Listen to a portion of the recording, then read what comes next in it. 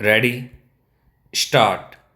अध्यक्ष महोदय, मैं कहना चाहता हूँ कि हर आदमी को यह अधिकार है कि जिसको वह चाहे डाक द्वारा मत भेज सके।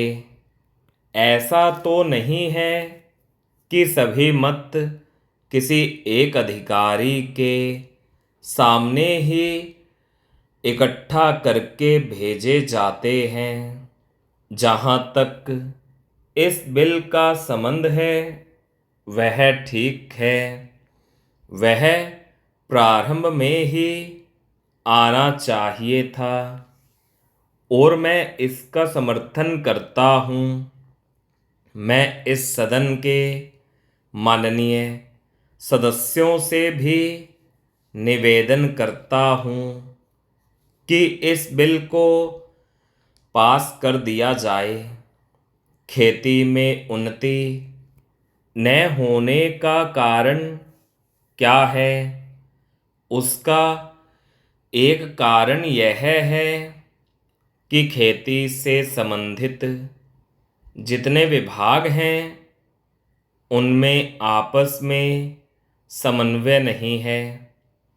खेती के लिए अच्छी खाद की आवश्यकता है, पानी की आवश्यकता है, औजारों की आवश्यकता है और धन की आवश्यकता है। इन सारी चीज़ों के लिए अलग अलग विभाग हैं। मालूम ऐसा पड़ता है कि उनका आपस में कोई संबंध नहीं है। वे आपस में मिलकर कोई योजना नहीं बनाते जिससे खेती की आवश्यकताएं पूरी होती।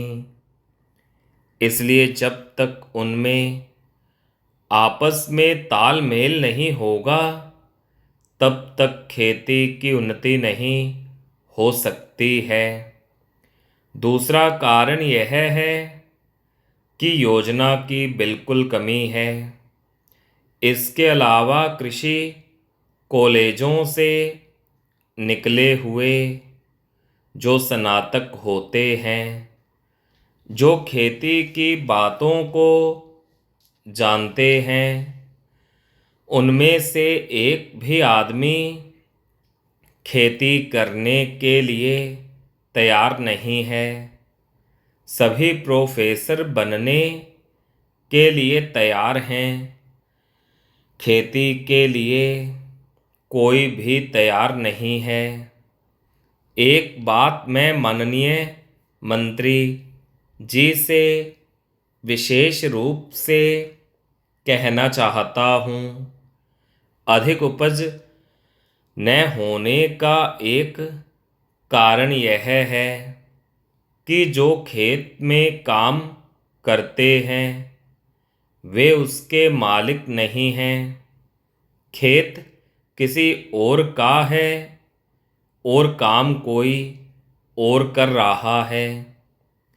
इसलिए मेरा कहना यह है कि किसानों में जब तक यह भावना पैदा नहीं होगी कि यह मेरी भूमि है, तब तक अधिक उपज नहीं हो सकती है।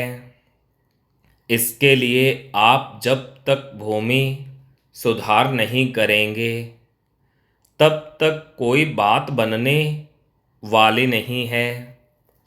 दुर्भाग्य से इस देश में खेती करने वाले बहुत कम लोग ही भूमि के स्वामी हैं। खेती की उन्नति के मूल आधार हैं पानी, खाद, बीज, धन, उपज का उचित दाम और भूमि सुधार। इन सब की ओर कृषि मंत्रालय का ध्यान नहीं है। सरकार को प्रत्येक खेत को पानी और हर आदमी को काम देना सुनिश्चित करना चाहिए। स्टॉप।